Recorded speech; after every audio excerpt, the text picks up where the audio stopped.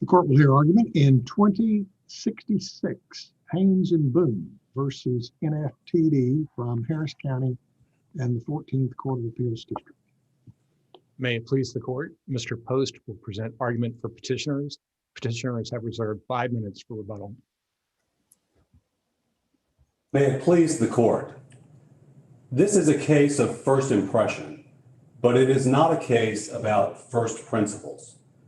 The Court of Appeals erred by holding that the attorney immunity doctrine does not apply to legal representation in business transactions for three principal reasons that I want to address with the court this morning.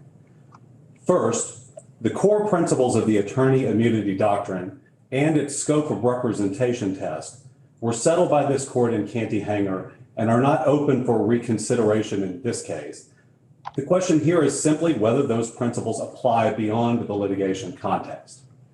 Second, the policy concerns that animated Canty-Hanger and its scope of representation test apply with equal force outside the litigation context, and neither the Court of Appeals nor the plaintiffs have offered any principled reason to conclude otherwise. And third, the test established by the Court of Appeals, which purports to limit the immunity doctrine to litigation, quasi-litigation, or litigation-related contexts, is not a neutral principle of law, and it cannot be enforced with certainty and predictability by Texas courts or by the Texas lawyers who will seek to know in advance whether their conduct is protected by immunity. For these three reasons, we ask that the Court of Appeals be reversed and that the trial court's judgment be reinstated. Let me begin with my first point, which is that Canty-Hanger established the first principles for the attorney immunity doctrine and its bright line scope of representation test. The only question in this case is whether those principles apply equally outside the litigation context. And I want to frame the argument today with those core principles that are established. Number one, attorney immunity protects the attorney's undivided loyalty to the client, and it eliminates the chilling effect of the threat of liability to non-clients. Otherwise, this court has held, attorneys will be deterred from zealous advocacy and undivided loyalty on behalf of their clients. In substance, the rule makes a determination that the client's interest in undivided loyalty takes precedence over other priorities, including compensation of potentially deserving claimants. Mr. Post. Oh, go ahead. Go ahead. Thank you, Justice Boone. Mr. Post, in that regard, what type of conduct would be foreign to the duties of an attorney? And how, what does that analysis look like? Because when they're really closely tied together. Your Honor, I think that the language foreign to the duties of an attorney is really not a distinct test. It's really another way of articulating the scope of representation test. So what the court said in Canty-Hanger, and looking at prior cases, the Alpert case in particular, and some of the other cases that have looked at this issue, is that the scope of representation test turns on whether the conduct that is in question is the kind of conduct that a lawyer performs in discharging his or her duties to the client. And if it is not that sort of conduct, then it is foreign to the duties of a lawyer. But if it is that sort of conduct, it is not foreign to the duties of a lawyer. So Mr. Post, my right. question was very similar to Justice Guzman, and that is, where do we draw the line? So there are some things that's part of providing legal services, but we would never think of it as something that attorney immunity would apply to. For example, driving to the courthouse to represent your client. So that's an example. A perhaps harder example is if a lawyer is preparing a contract and negotiating a contract with the other party. As we all know, that happens a lot between parties where there are no lawyers. However, we do tend to think, unlike driving to the courthouse, that is the role of a lawyer. So what would you suggest would be the line that we would draw or the test that we would enunciate? Your Honor, I would adhere to the test that I understand Canty-Hanger to have adopted, which is the question is whether it is the kind of professional services that lawyers provide to their clients. And I think that the language that's used in a couple of instances in Canty-Hanger and in some of the other cases is whether the conduct requires the office, professional training, skill, and authority of a lawyer. And so, for example, driving to the courthouse doesn't require that sort of expertise. That's outside of the scope of representation. What about negotiating a contract? Negotiating a contract, Your Honor, I think falls at the very heart of discharging legal services to the client. Therefore, it's at the heart of the privilege. And but Mr. Post, if an attorney is negotiating a fraudulent contract, just, unethical attorney, and he's negotiating, but he knows all through the transaction that he's committing fraud and that he's engaged in a fraudulent activity with his client. What about that scenario? Your Honor, that's precisely the case that I submit the court decided in Canty-Hanger. The allegation was that the attorneys participated with their clients in negotiating and executing a fraudulent sham transaction. And so there's no material difference in that hypothetical between this case and Canty-Hanger. The fact that certain negotiations occur as a consequence of litigation and other negotiations occur outside of litigation is not a meaningful line to differentiate the policies that the court has articulated as the governing principles for attorney immunity. And so let me turn to that second point that Mr. Post? Yes, Your Honor. That example is a good one. It's my understanding that kind of going back historically, even into British common law and early American common law, that these issues were primarily resolved on the basis of the substantive law of duty. So, for example, in the example you just gave, or Justice Guzman gave about the fraudulent contract, there could be no liability substantively because an opposing party simply could not reasonably rely on an opposing party's counsel's representations. And I wonder if you could at some point address why those substantive principles don't provide the protection that you're arguing for, as opposed to having to develop the common law here to provide blanket immunity without any consideration of the substantive principles. I think, Your Honor, you're correct to say that there is an intersection between those substantive principles of law and the immunity doctrine. And that's equally true in Canty-Hanger or in Youngkin, where those same kinds of substantive principles could have been interposed as defenses against the alleged liability of the lawyers. But the court recognized that the immunity doctrine goes a step beyond testing the substantive merit of the claim, and it immunizes the lawyer from having to guard against the chilling effect of defending against such a claim and the substantive rules. And so I would embrace the court's intuition that this is congruent with the substantive rules that limit liability. But that's not a reason not to extend immunity to an indistinguishable case as Canty-Hanger and Youngkin. And I would Mr. Post, yes, would we be the only jurisdiction, except maybe Colorado, that would extend an immunity doctrine to this context?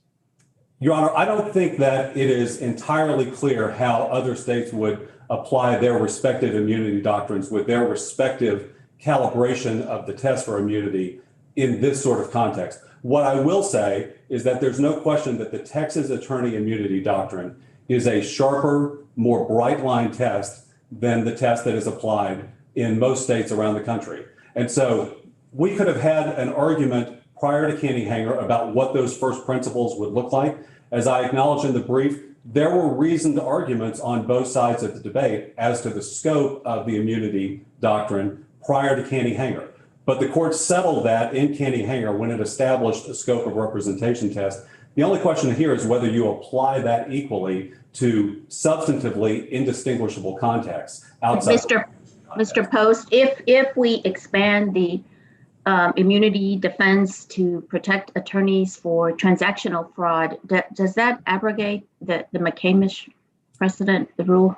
Not at all, Your Honor, and I'm happy that you raised this question because it actually links to Justice Boyd's question, and I think it's an important point for us to address because as I explained in the reply brief, I think that the court can and should harmonize McCamish and Canty-Hanger by recognizing that The background rule is a rule of immunity, but parties are free to contract around the background rule by bargaining for the right to rely on opposing counsel.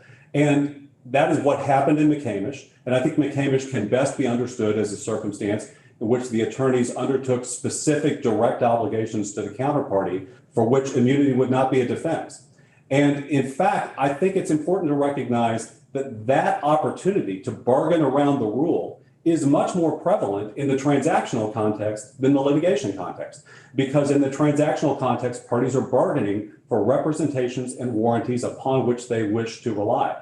And so it's actually a stronger case for immunity in the transactional context. If yes, Your Honor. Can the client deny that the lawyer's conduct was within the scope of representation?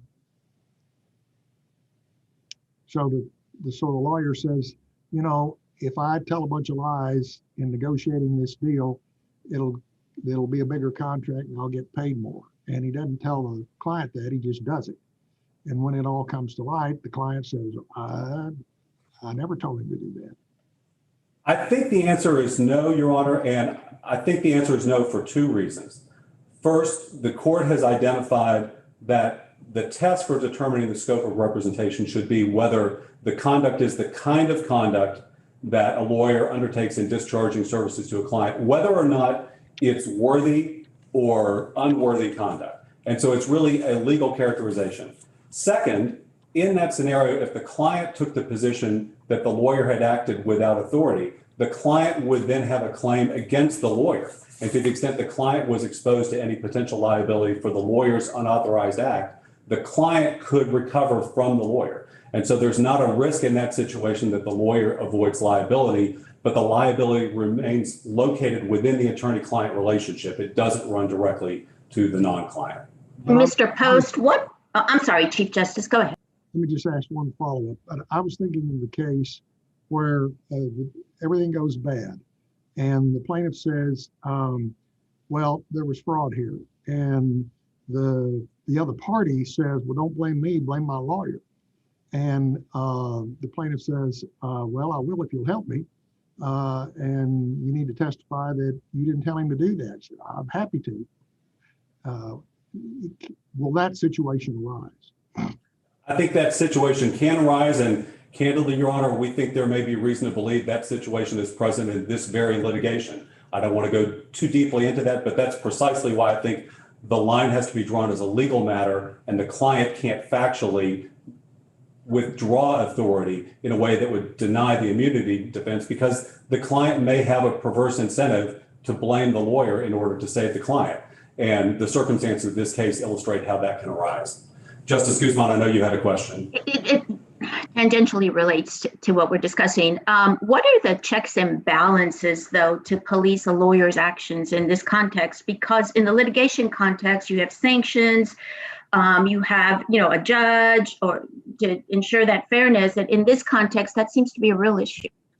Your Honor, I think that, as the court said in Canty Hanger, the principal consequence for attorney wrongdoing is a public and not a private remedy. It is the public disciplinary proceeding, which I think is sufficient to deter wrongdoing and to hold lawyers accountable. The threat of attorney discipline and the threat of losing a law license is a sufficient deterrent against misconduct. And I think that the sanctions idea is somewhat overstated as an adequate remedy. Sanctions are not used to make non-clients whole for the underlying loss of the subject matter of a litigation in the litigation context. They must be narrowly tailored to redress specific wrongdoing. I'm not aware of a case in which a Texas court has imposed a sanction that would shift to opposing counsel the entire loss that was the subject matter of the litigation. And so I think the idea that sanctions are somehow different in the litigation context than the non-litigation context is a bit of a false paradigm. So, counsel, in litigation, you have lawyers doing a lot of things that are uniquely lawyerly, filing court pleadings and standing up and making statements in court under the office of an attorney. Whereas in the transactional context, of course, it's much grayer. Anybody can negotiate a contract, right? Lawyers often do, but clients can. Other representatives could do the exact same thing. And so there's not necessarily anything uniquely lawyerly about it from a certain perspective. How do we sort that out? And there's this line in Canty Hanger that says immunity applies if the action requires the office of the attorney. Is there such a requirement with respect to negotiating contracts, and how do we sort all that out? I think, Your Honor, I would have two responses to the question. The first is that McCamish itself, I think, recognized that the kinds of considerations that influence the scope of attorney liability with respect to adversity between the parties apply both in business transactions and in the litigation setting. So I don't think that's a difference. Second, I would say that while non-clients, or non-lawyers can negotiate their own contracts, when a lawyer is involved, when a lawyer is engaged, that is uniquely the exercise of legal expertise. And the point of the immunity doctrine is to protect undivided loyalty to the client. And so the test is, if the lawyer is within the scope of representation performing those legal services, the client is entitled to loyalty and the attorney is entitled to immunity. Any other questions? Thank you, Mr. Post. We'll hear from the respondents. May it please the court, Mr. Brightfield will present argument for respondents.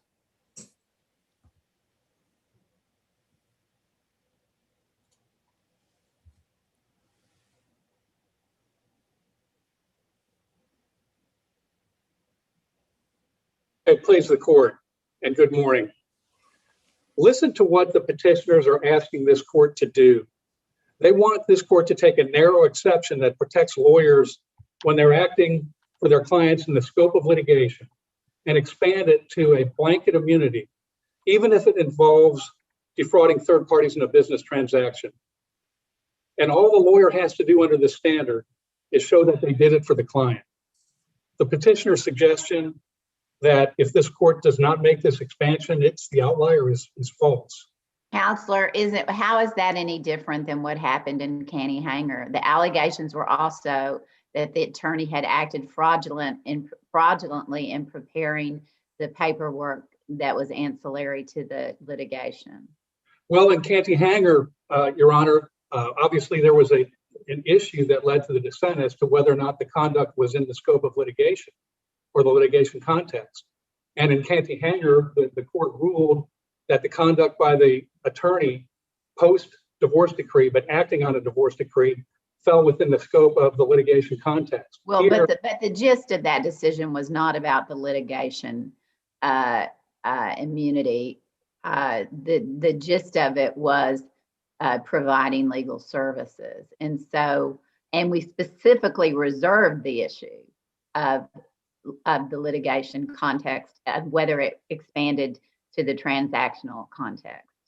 And I would suggest to the court that your most recent opinion in the Bethel versus Quilling-Solander case does address that question. Not to mention the history, not just in Texas, but of all 50 states, that does draw the distinction between purely business transactional fraud and litigation-related conduct. It's also addressed in the restatement. But in the Bethel case, no less than 10 times, this court framed the issue of scope of representation being tied to whether or not the conduct is in connection with representing a client in litigation. And just very briefly, in the very first paragraph of the opinion, just a year ago, the court framed the issue as whether the alleged destruction of evidence is an action taken in connection with representing the client in litigation, thus entitling the attorneys to immunity. And on the very last part of the opinion, the court concludes by stating, with these principles in mind, and taking Bethel's allegations as true, we conclude that Quilling's complaint of actions are the kind of actions that are taken in connection with representing a client in litigation. But the court made that statement 10 different times, and if the litigation component was not essential, there would be no reason to mention it over and over again. As the court also knows, in Canty Hanger, the court discussed the fact that immunity is not all-encompassing and gave several non-exhaustive examples, one of which was participation in a fraudulent business scheme with the client in a way that defrauds a third party. that is what we are dealing with here. It is undisputed in this case that there is no connection to litigation, not incident to a divorce decree or a court order or anything of the like. But in that regard, the petitioners still attempt to expand this doctrine by basically parsing words and saying that, well, what the courts are talking about is if the attorney is participating in a fraudulent business scheme only with a client, where the lawyer is somehow a principal in the transaction as opposed to representing the client. But that is dispelled in the Youngkin v. Haynes opinion. In Youngkin v. Haynes, on pages 682 and 683, the court describes this same exception. But it says, it uses three different characterizations of the lawyer's involvement. It says when the lawyer's involved in the name of the client, with a client, or most importantly, on behalf of a client. And so, once again, there's this bright line that has been drawn, we believe, but certainly here it has to be drawn so that the immunity doctrine does not broach or reach into conduct that's untethered to litigation. Now, why do we say that? Well, I mean, there's a bunch of reasons, but one is the public policy behind that. This doctrine, emerged in the Old English common law, but it's particularly unique to litigation for several reasons. One is there's no more quintessential example of a lawyer acting with the office, professional training, skill, and authority of an attorney than when he or she is representing and speaking on behalf of a client in litigation. When you get outside of litigation into what's involved in this case, dealing with transactional conduct, there's conduct that took place here, not just alleged, but shown that any other business professional could have engaged in. And yet the lawyer— Is it your view that the attorney-client privilege does not apply in the transactional context? No, in fact, my view is that if a lawyer were to attempt to defend himself or herself, or say that I can't defend myself because of the privilege, because of the nature of the fraud allegations that we're dealing with here, there's 2 points. One is, as I believe Justice Boyd mentioned, but there's still substantive law defenses that kick in, and you don't have to raise this to the level of a absolute privilege that insulates lawyers from the type of mischievous conduct and fraudulent conduct that we have here. But secondly— Yes, but in this case, the clients waived the privilege. But what about the case where the client doesn't waive the attorney-client privilege? Is the immunity protection afforded an outgrowth of that privilege and the loyalty that the attorney must demonstrate to the client, and not out of the fact that relationship happened to be in the context of litigation? Right, and under the rules of evidence, based on the nature of the claims that is fraud being alleged, the lawyer does have the right to defend himself under the fraud exception to the rules of evidence. So, under that exception, there is no privilege that would apply. The second point I would make is, although clearly that would apply here, if the client still maintained the privilege, the lawyer could say, look, there's a fraud that took place. You instructed me to perpetrate a fraud, and I'm going to lay it on you. That would come into evidence. But in addition to that, you would still have to get into whether or not whatever discussion hypothetically took place between the lawyer and the client on the seller side of the transaction even rose to the level of advice to which a privilege could apply. So if hypothetically a client asked a lawyer, what is the most efficient way that I can breach this contract, and how can you limit the consequences of a breach in connection with negotiating this contract? And then later the client breaches the contract and the third party says, it was fraud, there was fraud and everything else. How is the lawyer to defend against that? Well, again, if it's in a scenario where an actual fraud took place, which is the gravamen of this case here, if that conduct involves perpetrating a fraud on a third party, there would be no privilege that applies. I mean, and that's just another one of the public policy applications, obviously in that situation, that deals with the rules of evidence. But, you know, the lawyer would not be left without defenses based upon an excuse that there's a privilege that prevents he or she from asserting it. And again, you know, these are two different doctrines, but they both can operate in harmony with each other. In the same way that the McCamish case, as an example, I heard the discussion about that, but absolutely the McCamish case would be abrogated if this court were to extend attorney immunity into business transactions. Understand that McCamish dealt with a separate tort under Section 552 of the restatement, but it's limited to business transactions. And if there's no cause of action for fraud in a business transaction against a lawyer by the non-client, then there obviously would be no cause of action against the lawyer by the non-client for negligent misrepresentations directed toward the non-client in a business transaction. So, you know, Your Honor's hypothetical would apply, I think, equally to McCamish as it would here.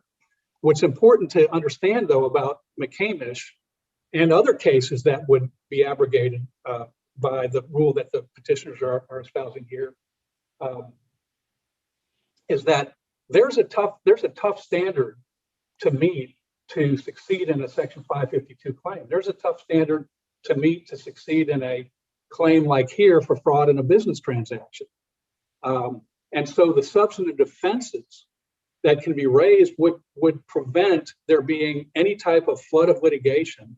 That is one of the points counsel makes as to why this would supposedly be so important. Look at the history of McCamish. It was decided in 1999, so going on 22 years. And there was fear back then, well, this is going to spawn a lot of unnecessary litigation. Not true, because the hurdle is high. And in these types of cases, while they don't occur often, when they do occur, they're serious and they usually involve big damages. And it would be a grievous mistake to place this court's view outside of the mainstream, including in the restatement, to say that that this privilege becomes essentially all-encompassing, where the only element that the lawyer has to do is say, I was representing my client. You have situations where, in fact, I'd say it's more the rule than the exception, where the seller in a business deal becomes an empty vessel. The money goes in and then it goes out. In this case, as we know, and it's sort of touched on, it reminds me of the Chu v. Han case. I'll mention that in a second. But in this case, there's evidence that we presented that the attorney emailed a senior partner and said, the question was, when are we going to get paid? We haven't been paid for over a year. And the attorney said, when I get the deal done. The very same week that the attorney said, if we can sell the company, we'll get paid, the attorney prepared a corporate resolution, putting the attorney and a non-lawyer, I think that's important, both responsible for selling the company.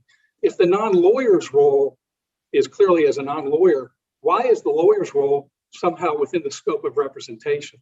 So may I ask you, so let's say if we were to hold that that immunity does apply in the transactional context, but then that when fraud is involved in a situation such as X, then it may not apply, and differentiate that from Canny Hanger, where fraud was involved, although it was in the litigation context.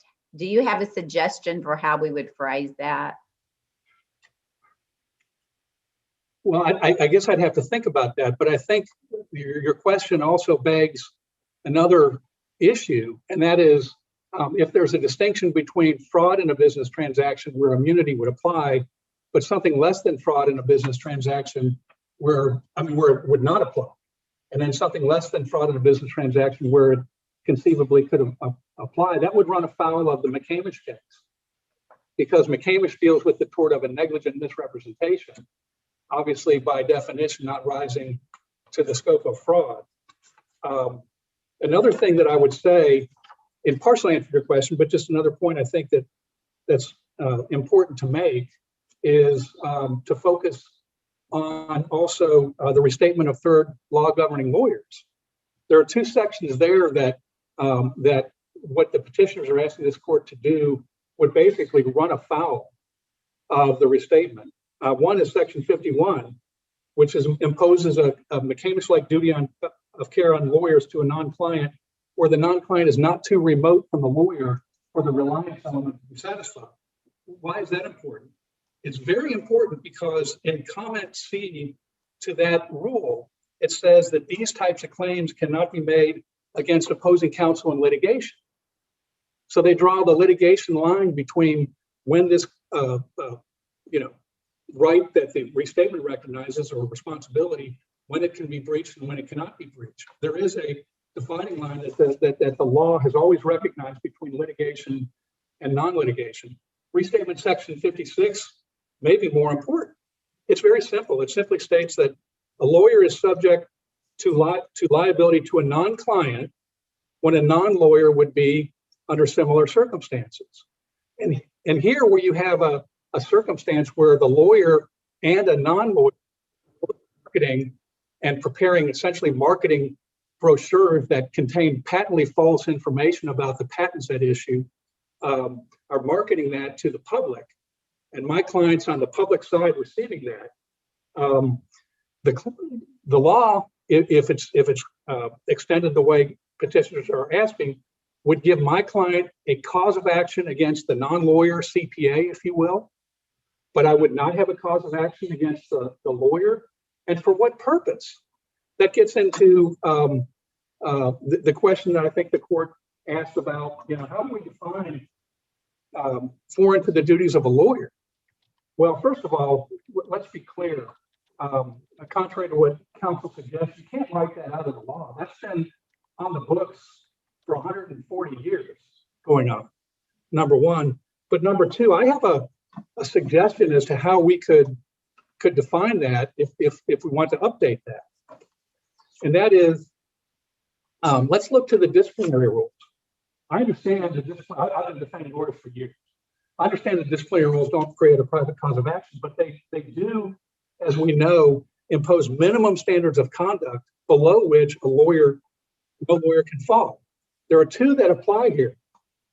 One is Rule DR 102B, which says that a lawyer shall not assist a client to engage in conduct the lawyer knows is fraudulent.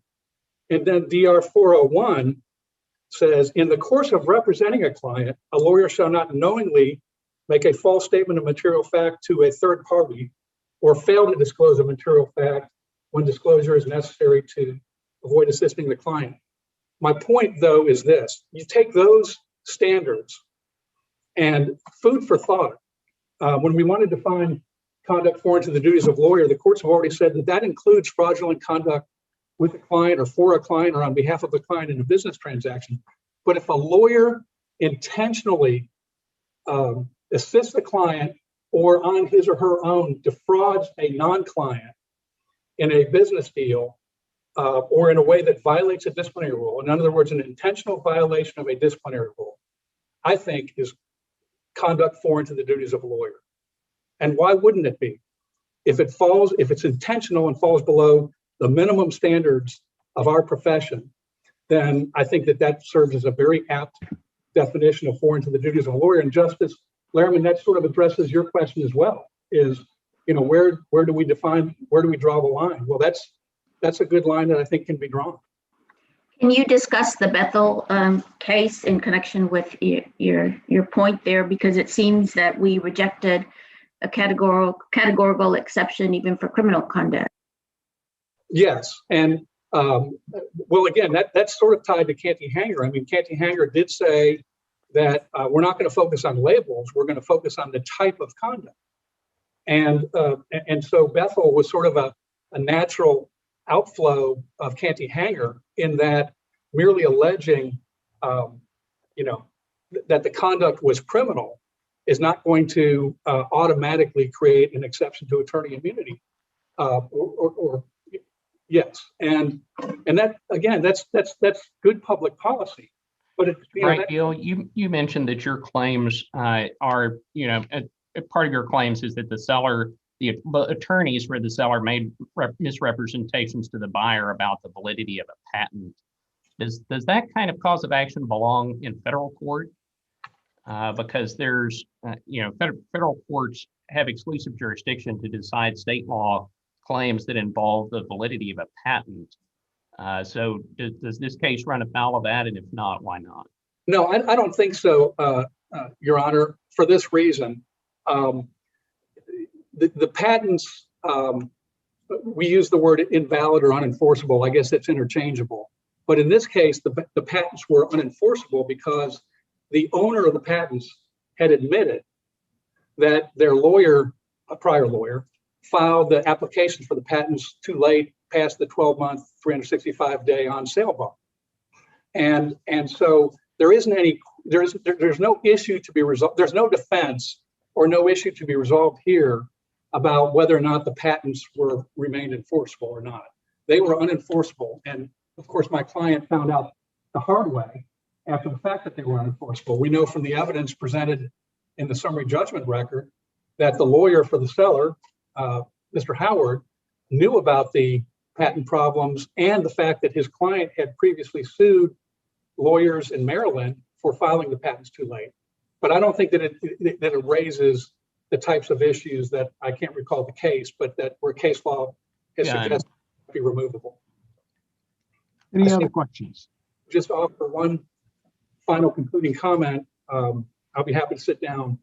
But my conclusion really is that what the petitioners are asking for here is a barrier for defrauded parties to get to the courthouse, even if the fraudulent conduct is in a business transaction where there's no judge or other third party to keep the playing field level or to dispense with due process.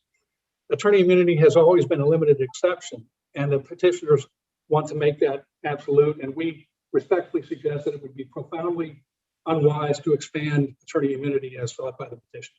Thank you. Thank you, Mr. Brightbow. Mr. Post, I believe you have 5 minutes.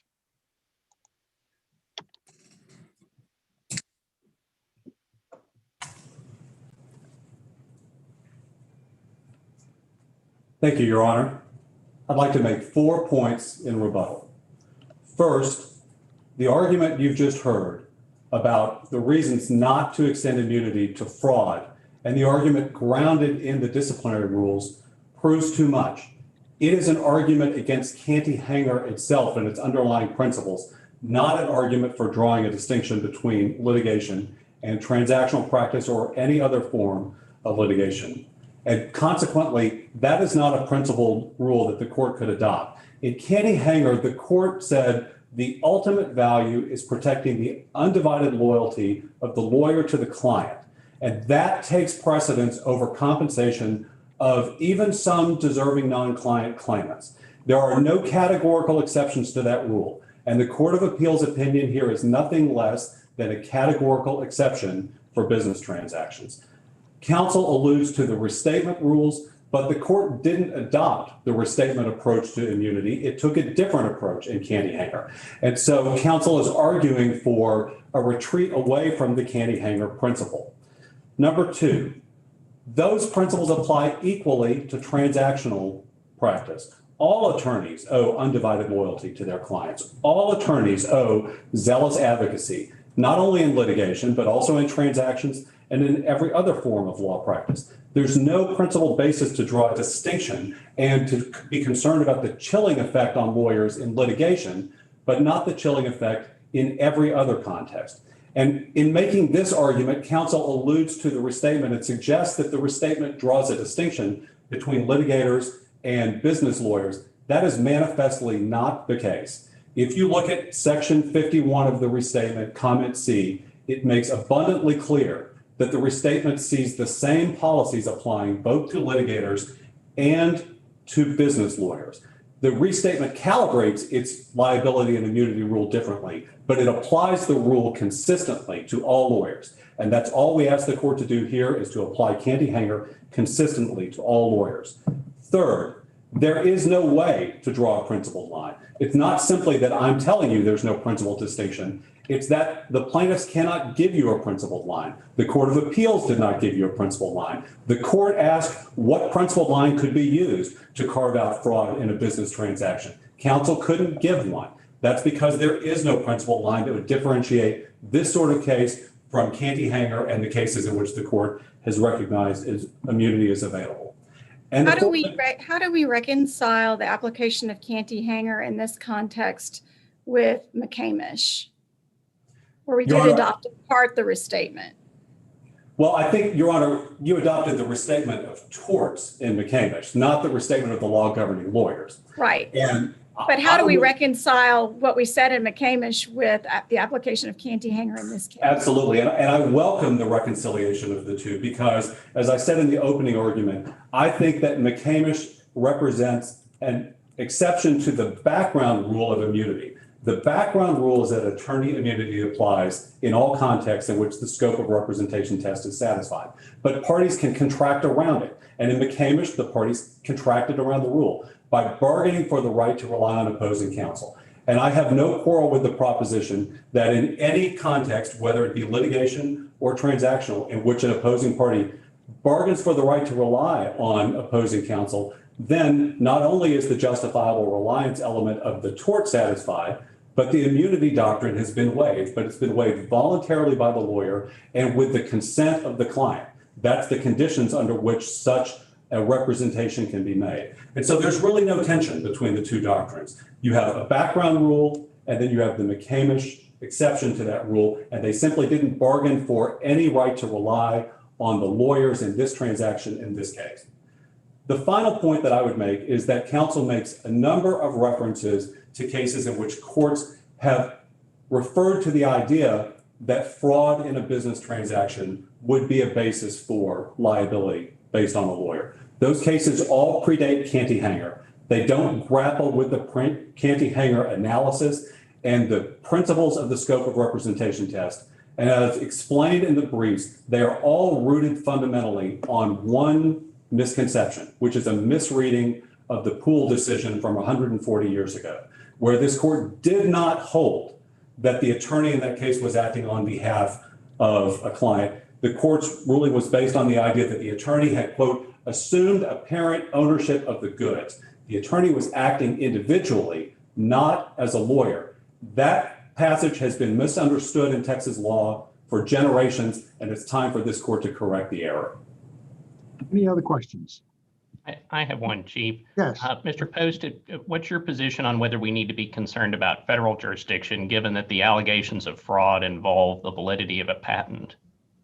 Your Honor, I agree that we don't believe this is a situation in which federal jurisdiction would be exclusive. Any other questions? Thank you, Mr. Post. The case is submitted. That concludes the argument set for this morning, and the clerk will adjourn the court. Oh, yay. Oh, yay. Oh, yay. The Honorable, the Supreme Court of Texas now stands adjourned.